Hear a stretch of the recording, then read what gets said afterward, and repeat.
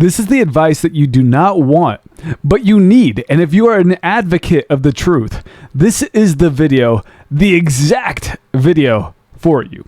So guys, let's get right into it.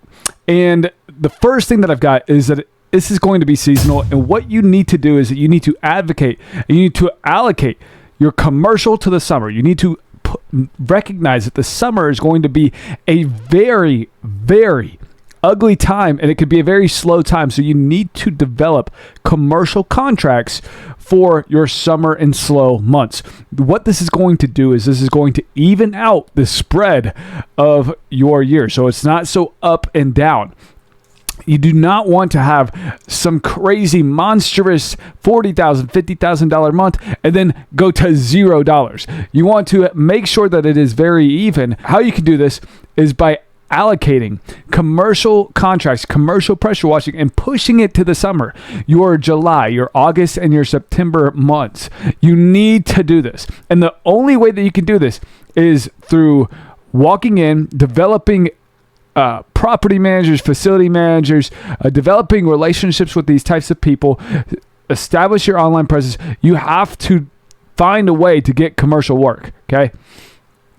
Best way, in my opinion, is walking in and asking, right? So, number 2 is that we need to quit spending your money on bullshit and put it back into the business. When you're putting your money into stupid, materialistic things, guys, the reason and the whole point of this business is for it to grow and to put it into assets. I cannot believe that I'm saying this right now, but you have to quit spending your money on stupid bullshit. Stop putting it into the jewelry. Stop putting it in your pants. Stop putting it into certain stuff. Put it back into the business. Because guess what, guys? The business is going to feed you. The business is a monster. So envision it as this crazy Monsters Inc. character where you're feeding it hamburgers and hamburgers and hamburgers. And it's growing. The hamburgers are money.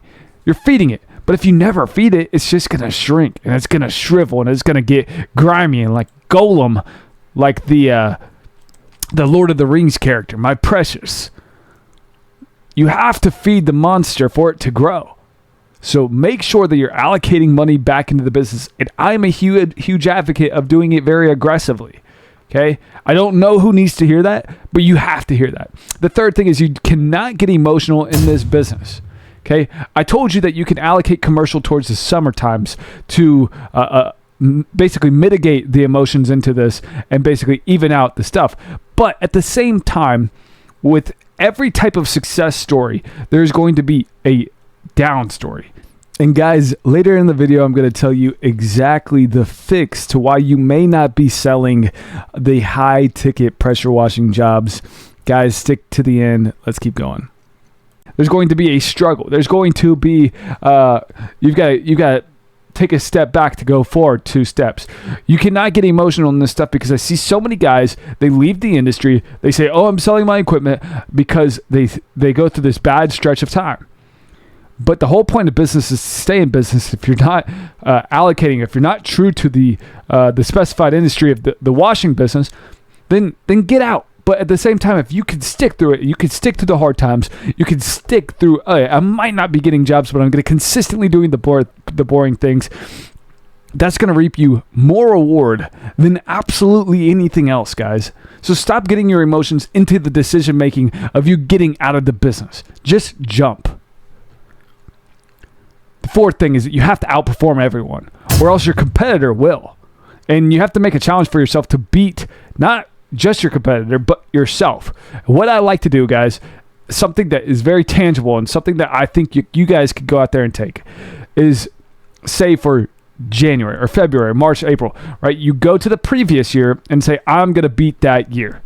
I'm going to beat that. So if I did $10,000 in January, I'm going to do $20,000 in January.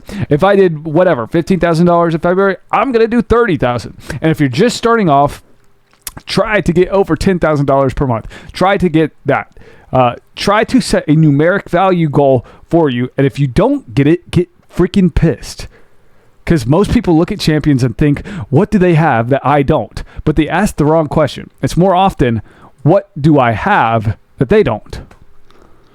And like you look at Kobe and such a relentless work ethic. Maybe you don't have a relentless work ethic, and they do.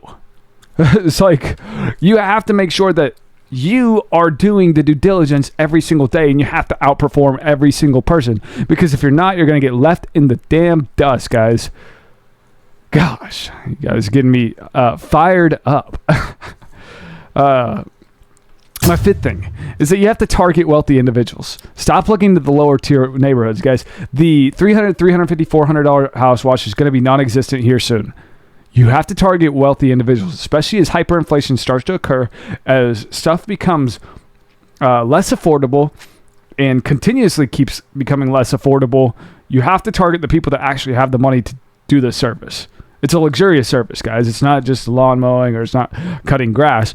And I love cutting grass, by the way, so that's not a derogatory thing, but it's a higher ticket item than grass cutting.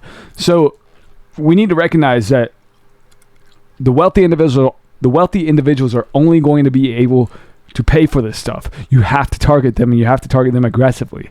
Not just 1 click, not just 2 clicks, not just 3 clicks, not just 4 clicks, 5, 6, 7. I don't care how many clicks it takes, but just do it. Figure it out, guys. And guys, look, I know I touched up on this, that I was going to tell you later in the video that I can teach you how to fix on why you're not selling. Okay. And the biggest thing is that you are not relatable right now. Okay. And even if you think that you're good at selling, and you need to relate more to the audience, you need to be able to relate to the polite grandma across the street that bakes all the cookies, and then the aggressive, mean, big, huge bodyguard across the street that you can relate to him as well. You have to be able to relate to a variety of audiences. If you cannot relate to each audience, this is going to dramatically decrease your selling odds. Because quite frankly, the more that you can relate to someone, the better the odds are that you're going to be able to sell to them.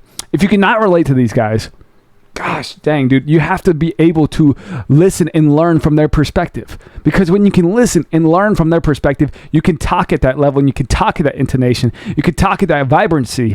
When you can talk at that vibrancy, you're at that same level, and you know exactly the outcome that they need.